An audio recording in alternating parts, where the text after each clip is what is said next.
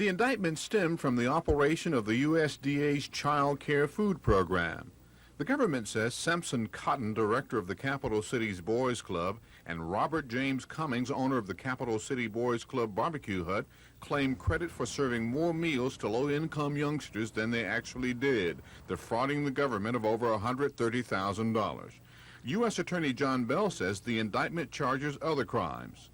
There is a second indictment charging Cotton and James Hall Jr. They're charged with fraudulently obtaining approximately $38,000 in Department of Agriculture Child Care Food Program monies through a different scheme. U.S. Attorney Bell says the arraignment before Judge Truman Hobbs in this case is set for January 3rd, and the trial dates have been set for February 25th. This is Norman Lumpkin, WSFA TV News at Federal Court.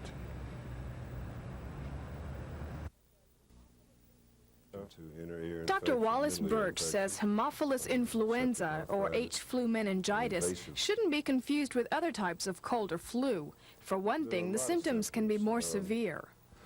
Primarily, they're associated with the respiratory tract, in addition to inner ear infections, middle ear infections, septic arthritis, invasive forms of this disease, along with pneumonia. It's most common among children 4 years old and under. Highly contagious, the bacteria is spread through the air by sneezing or coughing.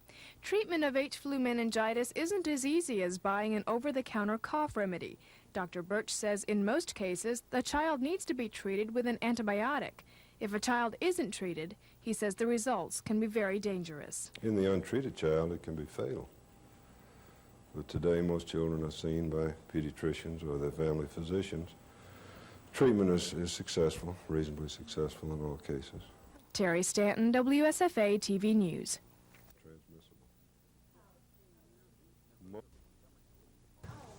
For 16 years, these members of the Montgomery Police Department's Youth Aid Division have given their time and money to help needy families have a Christmas. The Christmas Crusade begins in October with plans for fundraisers, auctions, and locations for drop points for toys, food, and money. But the volunteers in blue are the first to admit they get too much credit for the crusade. Corporal Lloyd Jones says without the civic clubs, organizations, schools, businesses, and individual donations, hundreds of families would have no Christmas at all. Right. All the police department does is take the toys, separate them, and place them in boxes. It's the citizens of Montgomery. They come forth with the money, they provide us with the toys and the food, and without that, we would have no program. Jones says more than $17,000 worth of toys and food will be boxed up in the next few days for Santa to deliver on Christmas Eve. It's then, Jones says, that he and his group of elves enjoy the fruits of their labor. Well, it's seeing, the little children, when you deliver and Santa gives them their toys, their little faces light up, and, they'll say, Santa Claus, I love you, and it just, it makes you feel good knowing you've done something to make somebody so happy. Dean Argo, WSFA TV News.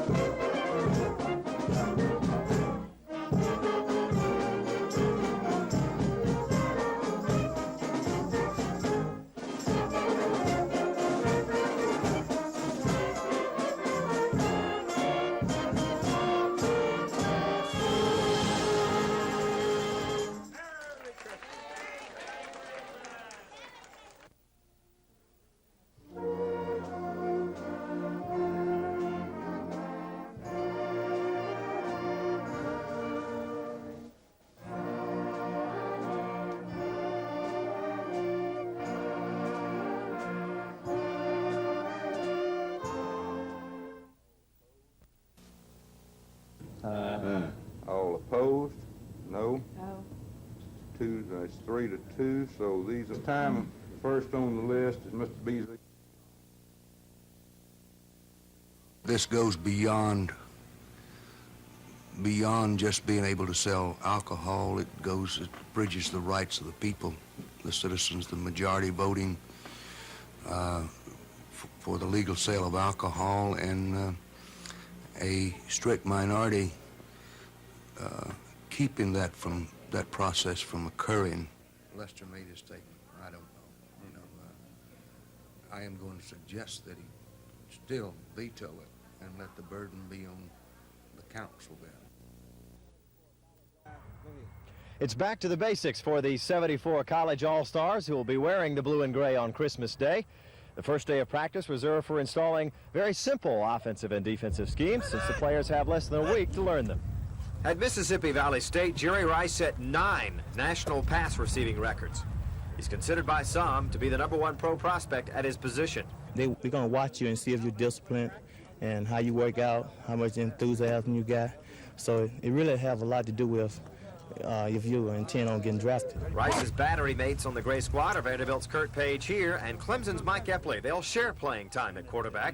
Page established 4 Southeastern Conference records in a Commodore uniform. And the Vanderbilt, you know, never has beaten the big time football teams in the conference. And this year we did that by beating Alabama and gave us some recognition, and good things will happen at Vanderbilt. This is old home week for Gray running back Sam DeJarnette, a native of nearby Selma.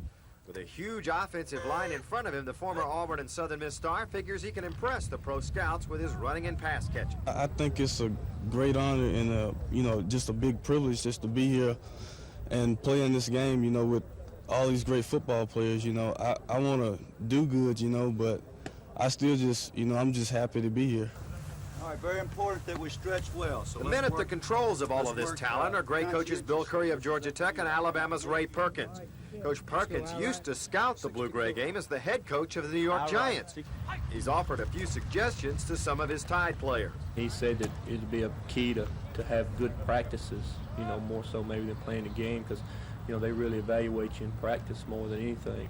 So he said, you know, be on your toes all the time, your conduct and things, because, you know, they'll be looking at you in a lot of different senses. Both squads will practice again tomorrow at 1:30. All practices at Maxwell Air Force Base are open to the public. Dave Cody, WSFA TV Sports. I'm trying to recruit him to go to Alabama. I believe he got 4 years left. We get him up there. Up in there right there. Okay, that's it. Quarterback right here.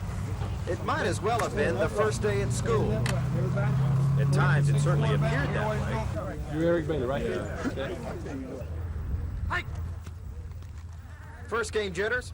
Surely not after 4 and 5 years of snapping the ball, handing off, passing the ball, catching the ball. Oh well, the 200 or so pro scouts didn't seem to mind. They've seen all this before. Trying to get 11 big guys who've never played together going all the same direction, well, can be trying for any coach. But Alabama's Ray Perkins and Georgia Tech's Bill Curry are holding up. Great quarterback Kurt Page does admit having Vandy teammates Rob Monaco and Chuck Scott in the same unit helps alleviate problems. You know, concentration is what we're going to work on offensively and trying to work down and get timing offensively. And we feel we do those type of things, and good things will happen to us Saturday. That's Tuesday, Kurt, but oh, what the heck. Say, isn't that the starting Alabama backfield? Yep, Paul Caruth and Ricky Moore are together once again. Spelling Caruth is Selma's Sam DeJarnette, whose name I shall not spell. Sutton Sam's from Southern Miss. He might have a slight edge on the rest. Most of these guys are from way up north and all around, but, you know, I think kind of one of the very few players that have actually played in Crampton Bowl, you know, so I feel pretty much at home. Keep up with the folks in Selma much? I kept up with them a great deal.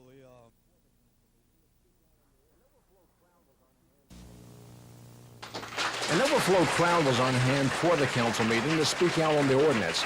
Most of the speakers criticized a proposed 1,000-foot buffer zone between establishments which sell alcohol and schools, churches, and playgrounds. The majority of the voters are not getting their desire for the ability to have a wet city for the city of Enterprise.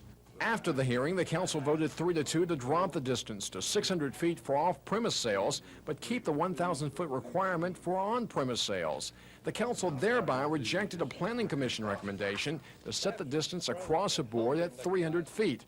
Pro-wet leader Bill Jenkins says when that happened, his Freedom of Choice committee knew it was beat this night. We then realized that they weren't listening to anyone speak.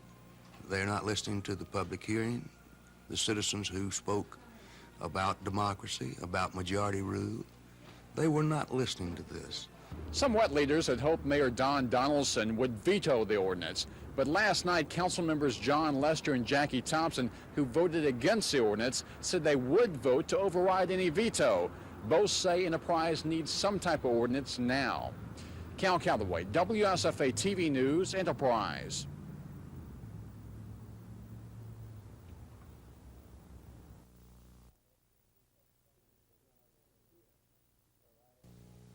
Because none of them were here.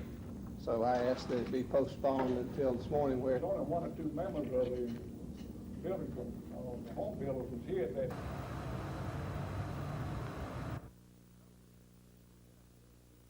We just don't want to be told that we've got to add additional cost, we've got to design it different, and just continue to have people down here interpret things different. We would ask you, please, leave it like it is. Don't change it, because we're just adding cost and we're adding a lot of heartaches onto the builders.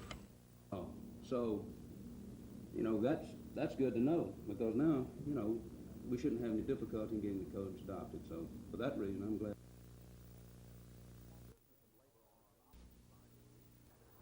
While business and labor are on opposite sides of the issue, their gains are tied together in the co-employee bill. One part of it, which business wants, limits lawsuits for on-the-job injuries, while the other part, which labor wants, increases workmen's compensation benefits. There was only nominal opposition to the measure in the House, and after 4 hours of debate, it passed overwhelmingly. Meanwhile, the third part of this triangle, trial lawyers were across the hall in the Senate, winning passage of a bill extending the statute of limitations to file civil suits. But the administration expects to have a hard time winning approval of its co-employee measure in the Senate, and today talked openly about a game of hostage. That the governor has pledged that if this co-employee bill were not to pass, that in the statute bill were to reach his desk, that he will promptly veto it and send it right back up, that it will not become law unless this bill becomes law. Another phase of the hostage game is in the co-employee bill itself. Most bills have what's known as a severability clause, which says that if a court later strikes down as unconstitutional any part of a bill, it will not affect the balance of the bill. In this case, that could mean the courts could later strike down as unconstitutional the limits on lawsuits and not affect the increased benefits under workmen's compensation. But the administration anticipated that and rewrote the severability clause to specifically say that if any part of this bill were struck down as unconstitutional, all sides would lose their gains. Chris Grimshaw, WSFA TV News at the Capitol.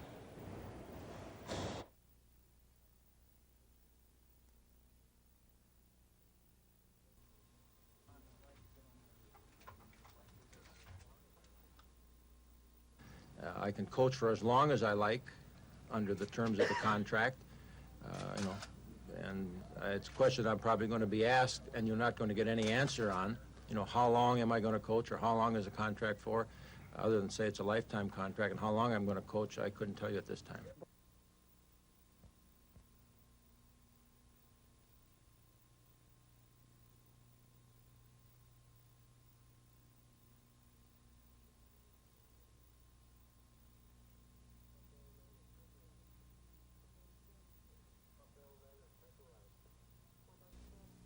Up elevator, make a right. 137, careful.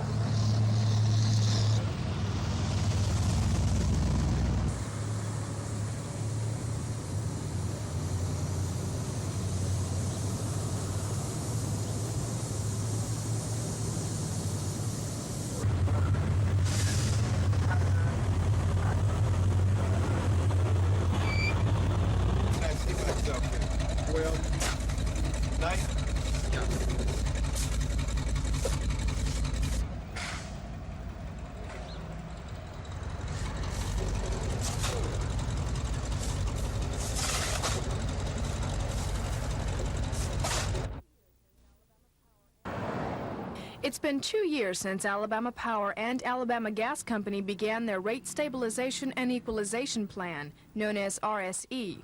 It's designed to eliminate costly rate hearings. Since the adoption of the plan, gas rates have gone up 3% and power rates have remained about the same. The Public Service Commissioners say, for the most part, they're pleased with the plan. RSE has afforded no rate increases, and in fact, a net rate decrease for the people of Alabama, and that sounds good. But not everyone agrees. If the rates are decreased 1% each quarter, what that means is that the company has been collecting more than 15%, that their rate of return has been over the range. He's wrong. Customers are not being overcharged. The point of a rate stabilization is to be able to adjust the rate to reflect, first of all, the company's ability to operate efficiently. And when we've done that, which we have this year, we're able to send rates back down. During the next 6 months, critics and supporters will take a close look at the RSC plan. But Commissioner Greer points out that the plan has already withstood the close scrutiny of the Alabama Supreme Court. Terry Stanton, WSFA TV News. If you will go down to pensions and security.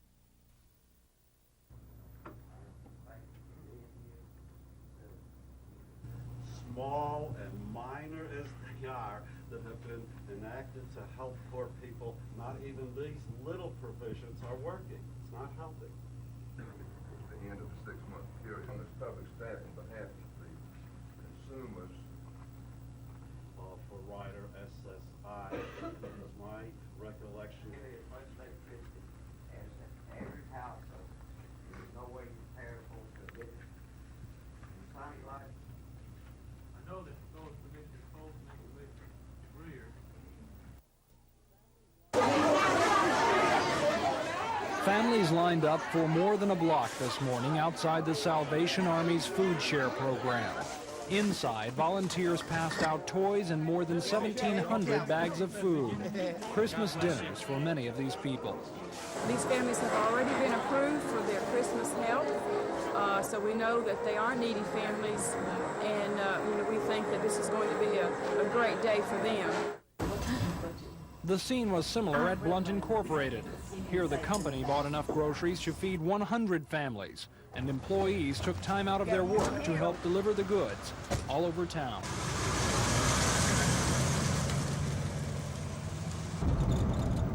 Of course, for many of the people involved in this sort of work, it hardly seems work at all. You see someone in need and you really appreciate what you have, and you have so much, and sometimes you just don't realize it until you come to something like this and see someone that really needs the basics like food and money. Another load is delivered. Christmas comes to another household where without these efforts, it might have been missed. This is the third year in a row Blunt has conducted this special Christmas program. Up until now, the company has purposely and carefully avoided all publicity on the program. Now, they say they've come out in the open in hopes that other companies might join in and help make it a better Christmas for all of us. Tom Foreman, WSFA TV News.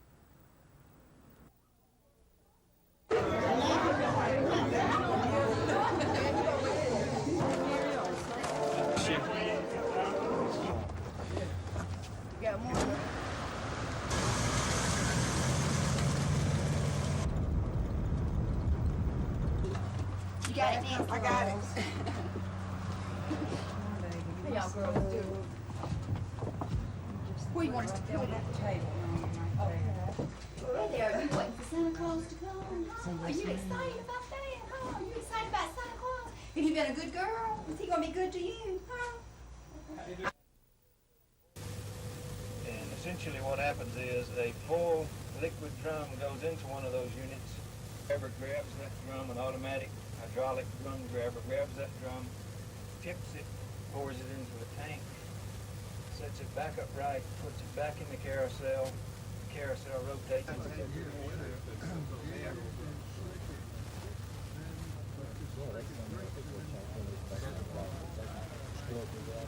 Are those drums full? You said you crushed the drums. Those are not crushed. Those are solid. Which one? Joseph Lister Hill was the son of Dr. Luther Hill, one of the foremost physicians in America. He was named for Sir Joseph Lister, one of the foremost physicians in the world. But in his own way, Lister Hill did more toward improving health care than either of them. In fact, he did more than an army of physicians. Lister Hill grew up in Montgomery and earned his law degree from the University of Alabama. While there, he gave a hint as to what the future might have in store for him. He helped organize the Student Government Association, was its first president. After World War I service as an Army officer, Hill returned to Montgomery to practice law. In 1923, he was elected to the U.S. House of Representatives, launching a career in public service which was to span 46 years. In 1938, Hill was elected to the U.S. Senate, and it was during his 31 years in that assembly that he was to make his mark, and such an indelible mark, in the field of health legislation. The list of landmark health measures Senator Hill sponsored is almost endless. The best known was the Hill-Burton Act, which brought hospital care within reach of every American. But there were so many other major pieces of health care legislation which bore his name: medical research, preventive medicine, health education, mental retardation, drug abuse. Senator Hill's enormous contributions in this field were summarized some years ago by William S. White, the noted newsman and author. White put it this way: Lister Hill has done more for the public health than any American in history. That's strong, but it provoked no rebuttal. In Alabama, where rough and tumble politics is a way of life, Senator Hill was without equal. He had the strongest, most efficient political organization this state has ever seen or will likely see again, the Hill Machine, it was called. His election record of 13 wins and no losses attests to the effectiveness of that machine. In fact, only twice was Hill ever seriously challenged, by Democrat Jim Simpson in 1944 and Republican Jim Martin in 1962. While the Hill Machine was awesome in its effectiveness, Hill was no slouch himself on the stump. He was an orator of the old school and a yellow dog Democrat from head to toe. When he spoke the word Republican, he made it sound like an obscenity. To him it was. We often speak of people who become legends in their own lifetime.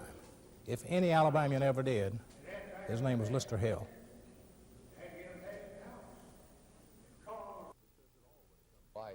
The sign in Mayor Fulmer's office says it all when it comes to Doppler radar. The mayor wanted the system to stay in Montgomery, and he made it happen. The city received a letter from the National Weather Service saying the weather office at Dan League Field will operate and maintain the radar for the area. While the mayor did spearhead the move to keep Doppler radar in Montgomery, he did have some help from some friends. The funding is available from all four sources, the state, the county, the airport authority, and the city, and we're ready to purchase the equipment. The owner of the equipment has reaffirmed his position of selling it to us, so we're all set. It appeared the Montgomery Weather Service was going to lose the Doppler radar system at the end of this month. That's when the test period for the radar expires. The National Weather Service in Washington doesn't want to buy the system in use in Montgomery because they plan to develop their own. Until today, the groups putting up $187,000 to buy the Doppler system had no guarantee the National Weather Service would maintain the radar. The mayor says Doppler radar could save lives with advance warning on tornadoes, and all that stands in the way now is some minor paperwork. In a nutshell, I think the citizens of this area will have Doppler radar, will continue to have Doppler radar without any interruption of service. Don Phelps, WSFA TV News.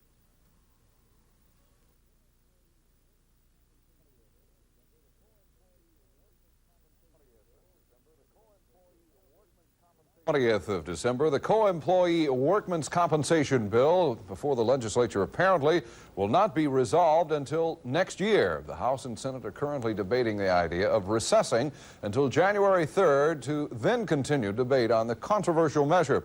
And as Chris Grimshaw tells us in this live report from the Capitol, the possible recess comes about because labor forces have come up with an alternative version of the bill sought by business leaders. Right, Chris? Well, Bob, when Governor Wallace called the legislators into session, he had urged them to pass the bill within the minimum 5 days. That would have been tomorrow. But when this controversial measure came up before a Senate committee, the labor forces revealed their first serious alternate version, serious enough for Governor Wallace to be called into a 2-hour meeting this afternoon to consider it, and serious enough for House and Senate leadership members to ask for time to review it.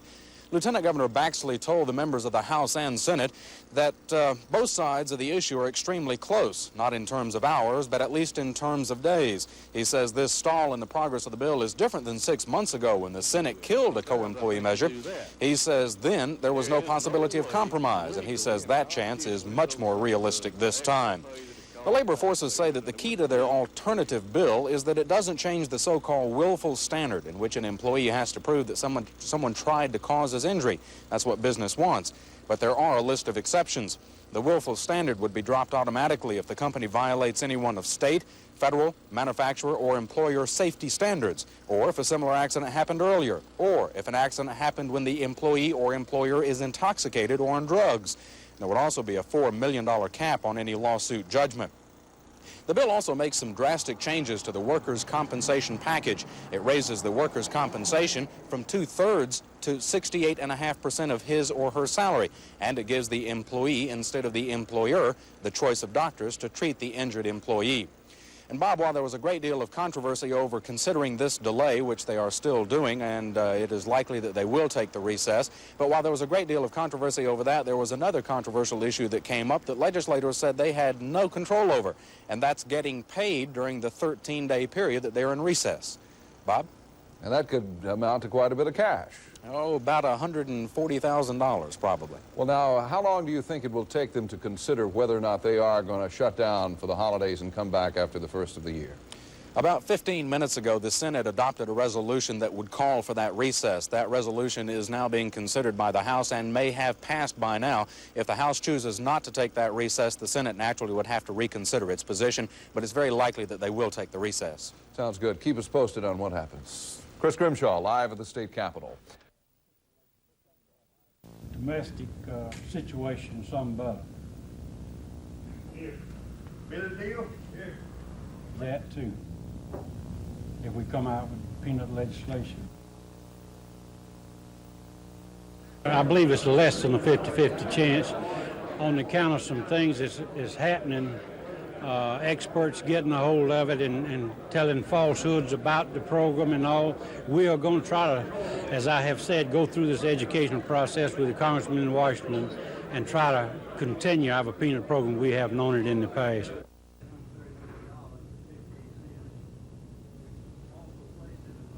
The 1983 annual meeting of the Alabama Peanut Producers Association is called to order at 2 p.m. by President James Earl Mobley. We welcome the growers and express appreciation.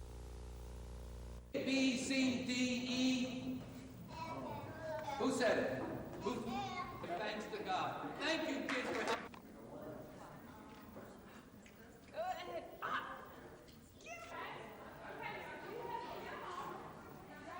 And it celebrated a military victory of the Jewish people in the year 165 to 168 BCE, where they fought for their religious freedom and were able to go back into Jerusalem and cleanse the temple.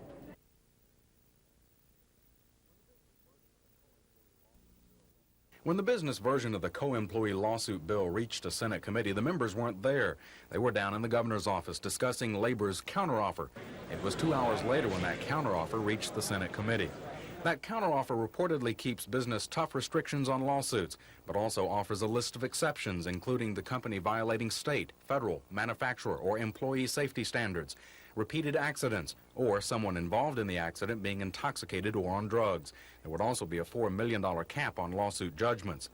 The counteroffer also beefs up the percentage of a worker's salary he or she can collect under workman's compensation. He again has expressed, along with the chairman and everyone else, that they want to resolve this co-employee issue, and I would respectfully request that you would give us time to look at the substitute and study it. And Lieutenant Governor Bill Baxley agrees, saying this counteroffer is the first real compromise considered. But by being fairly close, we're talking about not hours, but days. But business calls the counteroffer a trial lawyer's benefit package. Well, what they're asking for is the ability to sue the company for $4 million, and in that type of case, they'll get half of what they recover as a fee. The frustration over co-employee spilled over as the House and Senate became locked into a nearly 4-hour debate over whether or not they could refuse their $95 a day pay during the 13-day recess. The issue was never resolved, so both houses went home with pay. Chris Grimshaw, WSFA TV News at the Capitol. Expressed a willingness publicly to ask for an advice.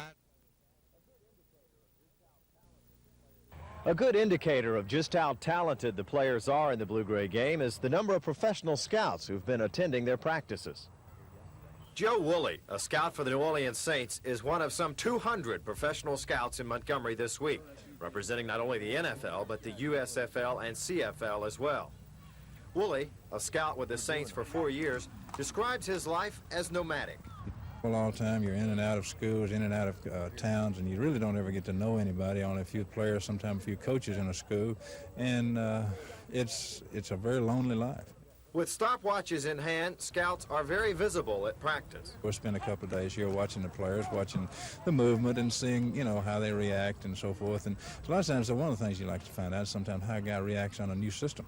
Gives you an opportunity to see if he picks it up real quick and things like that. So, each one of us, we've got certain areas that we're looking at, and we'll, when we get back, we'll have a chance to sit down and evaluate and talk about what we saw here. Scouts get an up-close look at the players during their weigh-in. But scouts aren't the only ones keeping a close eye on the players.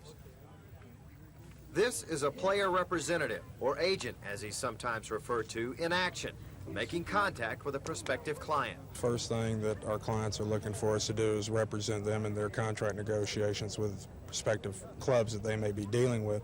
We also get involved in financial management, financial planning, tax counseling, things of that nature. And also, we put a great deal of emphasis in our firm in dealing with our clients on a personal level and basically any business need that they may have. I'm not so much worried about the scouts because they won't bother with the agents. That kind of, worries me because I've heard a lot of stories. Some agents have given the profession a bad name by making illegal contact with players who, as a result, lost their eligibility. Does it get a bad rap, the word agent? Well, in some instances it does. In some instances it's very well founded. I think a lot of it just depends upon who you associate it with. Dave Cody, WSFA TV Sports.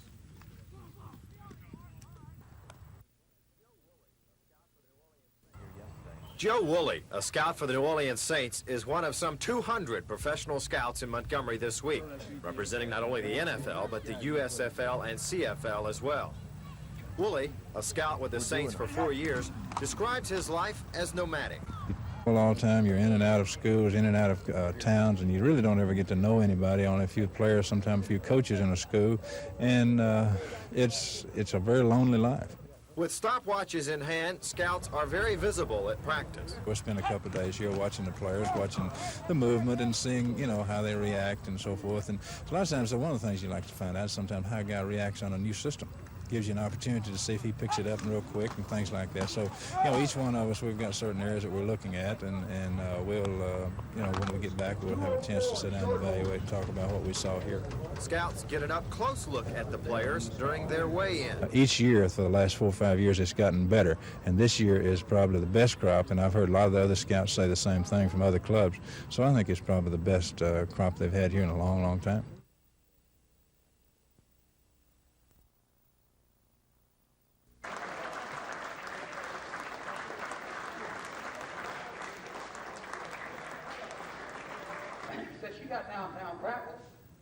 She couldn't move. Ship in 1984. They violated the Huntsville jail. And it also passed the same resolution we're proud of. One of the lady policemen down there said she got downtown grappled and she couldn't move. So they rolled her car. They said she got out of the car, they rolled her. Terry Carr, Hank McMillan.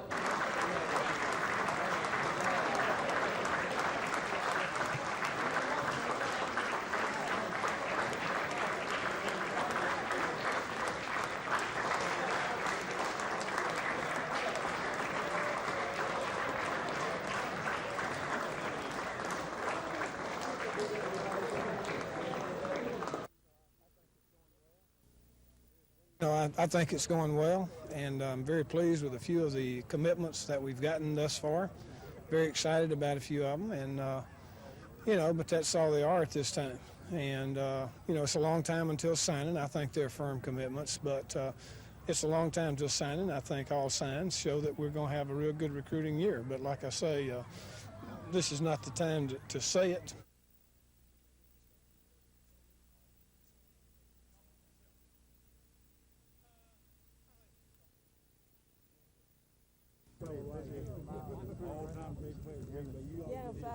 How you doing, Joe? Fine.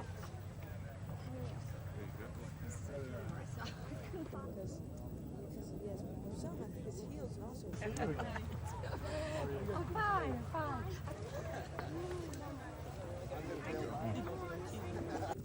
Yeah, in fact, he went out last night and went to go out.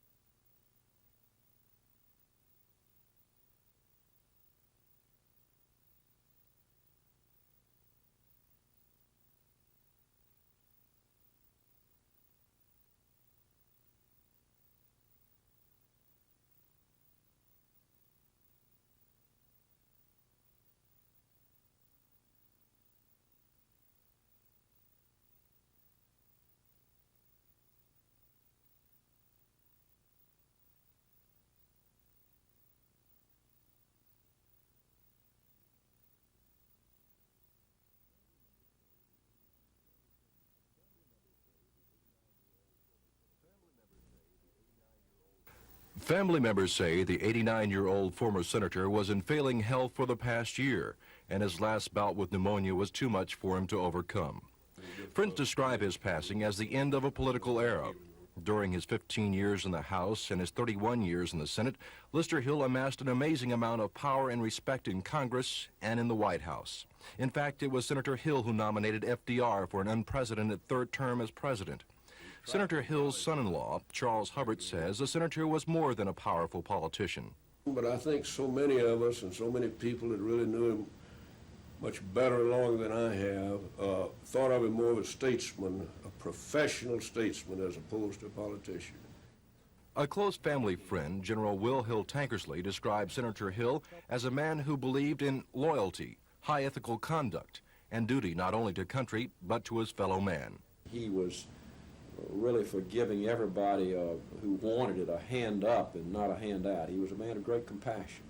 Senator Hill's beliefs are reflected in his works. He sponsored the Hill-Burton Act, which brought health care within reach of every American. He also championed the organization of the Tennessee Valley Authority and pushed for legislation that increased the quality of life not only in Alabama, but in the U.S. The senator described himself as an Alabama Democrat, but when it came down to issues, he had a more limited definition. I think he would describe himself as being on the side of whatever was right. The accomplishments of Senator Hill, like the man, seem larger than life. And to at least one family member, his legacy is the lives he touched and continues to touch. Don Phelps, WSFA TV News.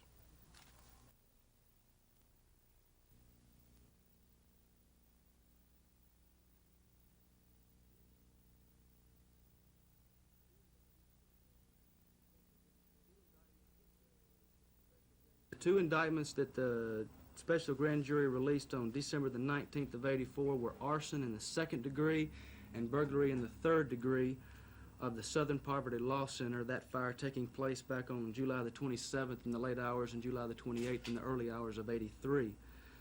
Those were the two indictments that just came forth. Those will match up with the indictments against Charles Franklin Bailey and Roy Thomas Downs should we trial these cases at once, which is what the state hopes that we can do.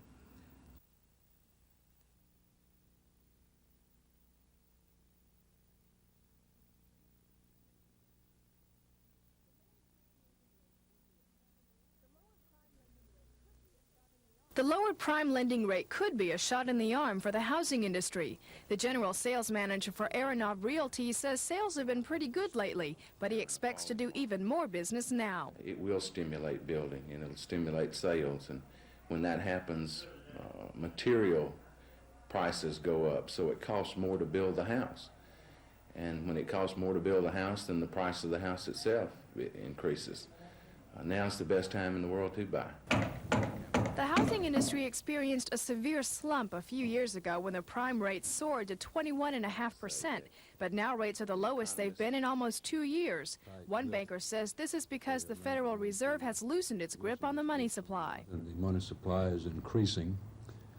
Therefore, you've got, in my estimation, a lot of dollars that's being chased by a smaller number of people. The rates are good now, but some bankers seem to feel they'll drop even lower, and that means 1985 could be a banner year for lenders and the housing industry. Terry Stanton, WSFA TV News.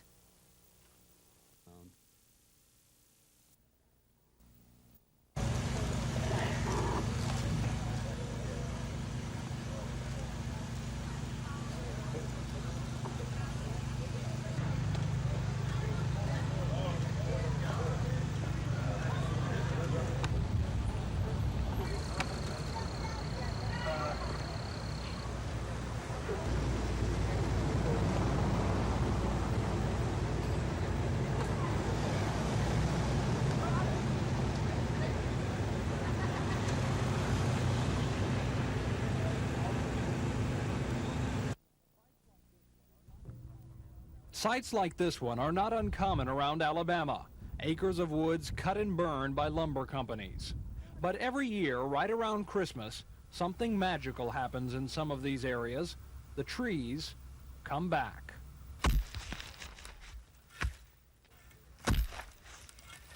Well, they don't come back by themselves. What you're seeing is an innovative approach to reforesting.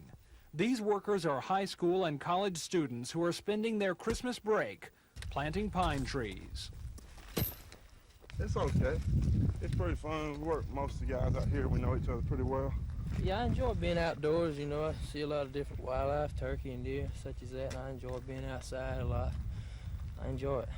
The idea of hiring the students is the brainchild of Blodell Forest Incorporated, a company that was looking for an inexpensive, fast way to plant trees for lumber, and found that in this job, people could outwork machines.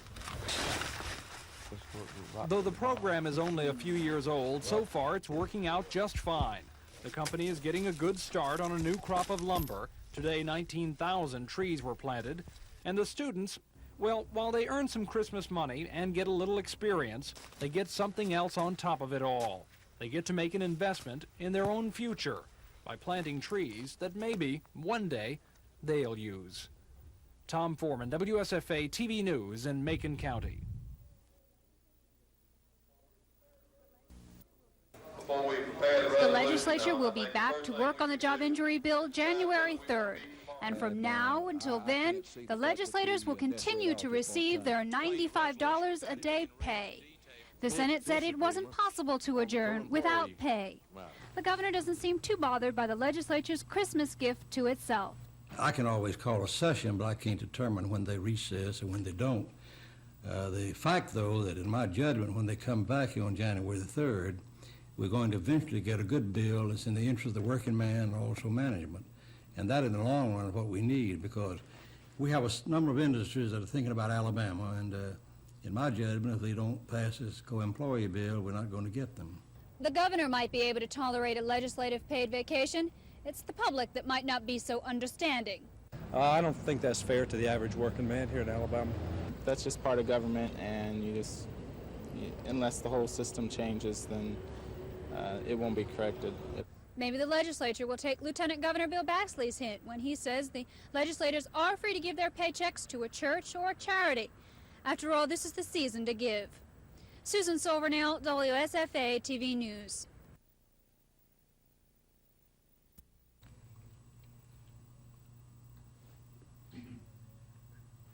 Before we prepare the resolution, I think the first thing we should do is decide whether we want to meet tomorrow. And I can't. Do you think it was realistic to expect the legislature to be able to finish its business within a week? Do you regret bringing them in before Christmas? Well, we thought maybe we could finish within a week, and hopefully we hope, but of course I hope was not well founded, but I cannot prevent them from recessing, but the fact that I feel we're going to get a good bill passed, that's the main item in the first place. Because what?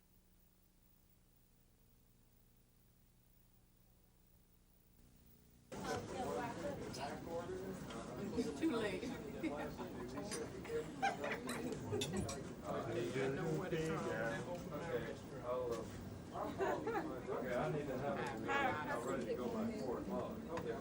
Hey, that's what we should do in the dining hall. There's just no room. There isn't. Well, you can come back for No, we don't want to come back. We want to eat now. Okay, well, That's easy. sit yourself. Well, these are good. Little chicken thing. Excuse me, friends. Which way do the line start? Oh, big. Pick out. Oh, yeah. We're supposed to eat like a bun. Big one. Is this going on the news? That's my question. No, I'm not. I'm leaving. I haven't gotten started yet. Just grab everything, Bree. Good hands, Steve. Yeah, it's circling like that. Look at my skirt. Excuse me, oh, Vic, you're right where I want to get. These are all let's get.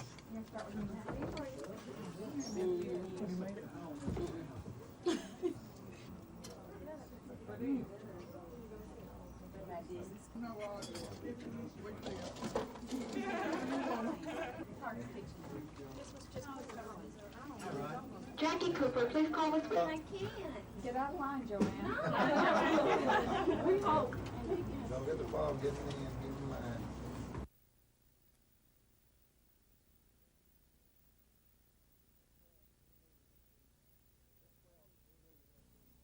But this $12 million increase would affect only business customers, large business customers primarily, with Watts, 800 service, private lines, foreign exchange service. We're having to file this because, frankly, over this last 10 months, we've lost $2 million because the rates we're charging for these specialized services do not cover the cost of providing the services and the access charges we're having to pay South Central Bell. I want to emphasize that the rate increase does not affect 1+ and 0+ long distance rates, which of course would not affect the typical residence customer.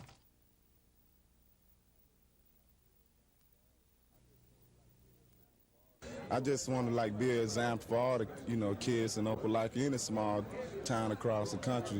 Through hard work and dedication, you can achieve anything through life. The hard work and dedication began for Darrell Smith in the 11th grade at Opelika High School, where he played on both sides of the football.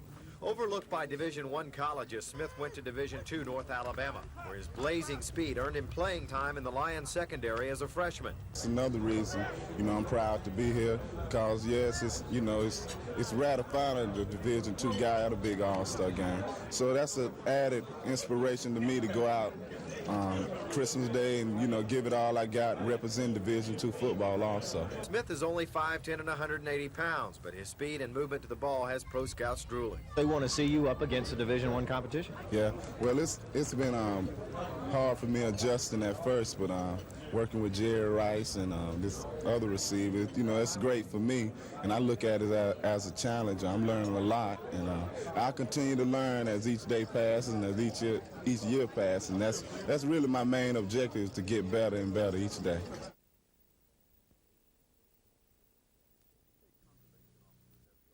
State conservation officers have charged 83 people with commercial fishing violations during the last 12 months. And Fish and Game Division Director Charles Kelly says it's a problem that destroys game fish and makes lots of money for the violator. It's a very lucrative thing. The paddlefish or the spoonbill, as most people know it, for instance, is pretty well, the females are laden with roe in late winter and early spring, and the commercial fishermen will go in with illegal gear at night and catch them, and that roe, those eggs are worth about $30 a pound on the market. So a 50-pound spoonbill, and the eggs represent about 20% of the body weight. A 50-pound spoonbill would contain probably 300 pounds of roe on the market, and you can see why they would go after them. And it's a real problem in that they set those nets, they set small mesh nets, they catch fish that they don't want, so they throw them out, throw them away. Maybe sometime a game fish, a crappie, a white bass, and things like that. But once they catch them in those gill nets, they pretty well destroy it. Kelly says some of the violations include selling game fish, fishing nets at night, and fishing illegal nets. Conservation officials say most of the violations occur along the Coosa and Tallapoosa rivers. They also say the penalties have ranged from 30 to 60 days in jail. This is Norman Lumpkin, WSFA TV News at the Conservation Department. They got a real good team. Their offense, led by Bosco, is really high, strong, and they can score points on anybody because their receivers are great. Their offensive line is like one of the best in the country, and their defense is definitely good. Is it any surprise to you that they're ranked number one? Well, yeah, sort of surprised. We played them the first game of the season, and we didn't expect them to be as potent as it was. They had great timing with the receiver and quarterback situation, and they did an excellent job. Robbie Bosco is a fine athlete, and their whole program's a fine program. I think Coach Edwards is a hell of a coach, and their whole coaching staff. As far as them being number one, I think they deserve it.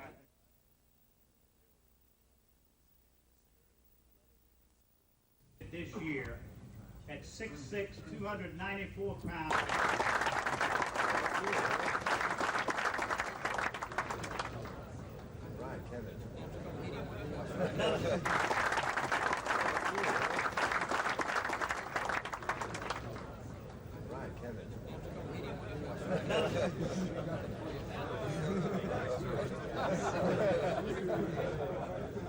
The University of Minnesota.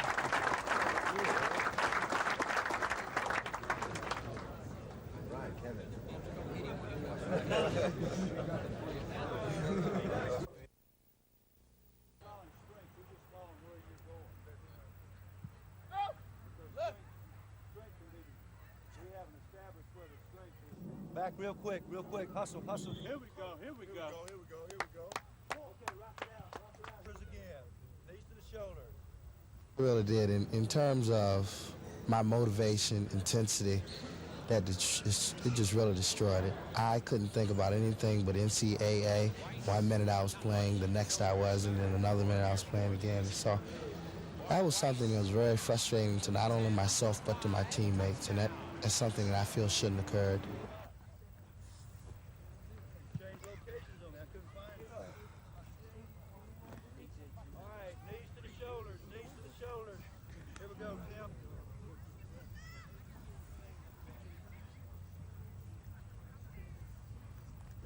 And down.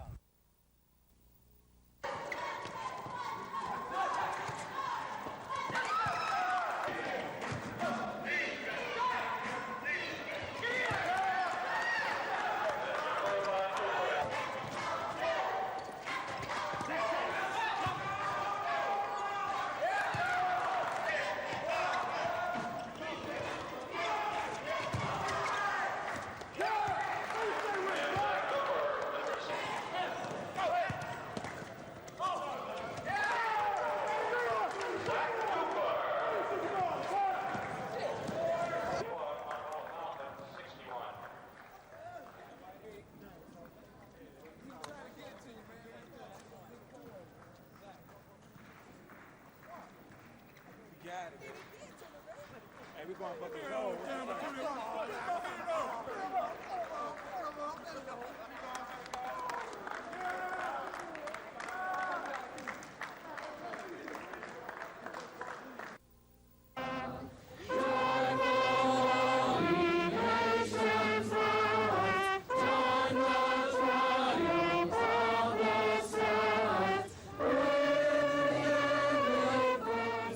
I just love to see people happy, and if this will make one person happy or draw a family closer together, it's worth it. I mean, this is what it's all about, and I think this is what Christmas is about, is to get together and celebrate Christ's birthday.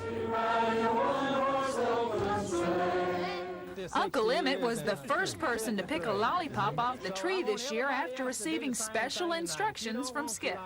Take it and give it to someone and say I love you and tell them a Merry Christmas. Yeah. After Uncle Emmett picked a lolly for Aunt Lois, it was every lollipop eater for himself. These sugar plums weren't dancing in little heads tonight. They were right out on the tree and ripe for the picking. But the lollipops didn't provide all the excitement. Guess who stopped by on his way to the North Pole? And he even had time to get in some last-minute requests. Lisa Walsh, WSFA TV News. More than 200 of the late senator's colleagues, admirers, friends, and relatives stood under gray skies this morning as one of America's champions of justice was laid to rest. Lister Hill is characterized as a man who fought for everyone.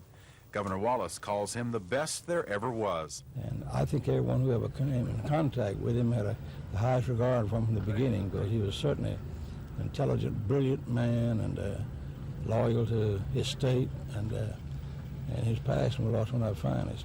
Alabama Senator Howell Heflin says Hill, although a powerful politician, used his influence to bring health care into the state for anyone who needed it. He was a great human being, and he was a great thinker. He was far ahead of his times, and he was one of those Southerners that really accomplished a great deal, and he had a great background. His father was a great doctor. The ceremony was brief, but those who attended already knew the man, his accomplishments, and what they meant and what they will mean for Alabamians in the future. Hill sponsored the Hill-Burton Act, providing health care and hospitals for the sick. He also championed the organization of the Tennessee Valley Authority. Family members say it's hard to mourn Lister Hill's passing. They say he made the most of his time on earth, and now the Lord has called him home. Through our Lord Jesus Christ, we commend to Almighty God our brother Lister, and we commit his body to the ground, earth to earth, ashes to ashes, dust to dust.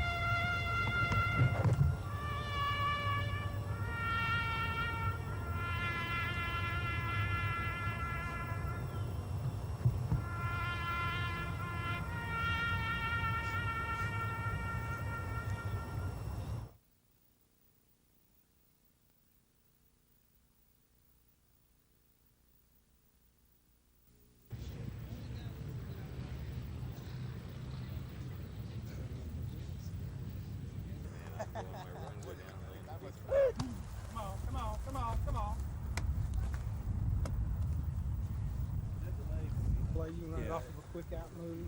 So like we did.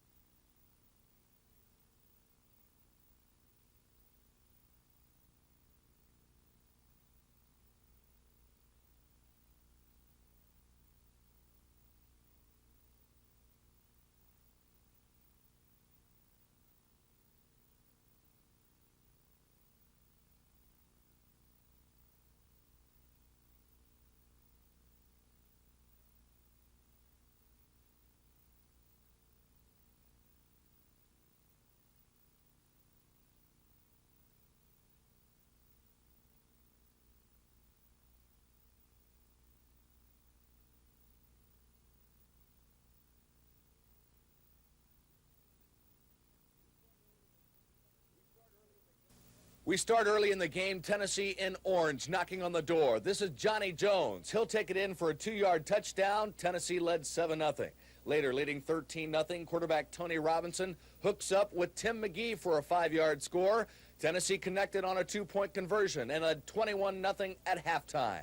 But then the University of Maryland started coming back. On their first possession of the second half, that's Tommy Neal bursting through, finding open field. Then it becomes a foot race, and he wins it for a 57-yard touchdown. It was 21-6. But Maryland was just beginning. Quarterback Frank Wright goes to work in the air, pumping once, then finding a wide-open Farrell Edmonds. The big tight end runs untouched for 40 yards. Maryland had the lead 22-21.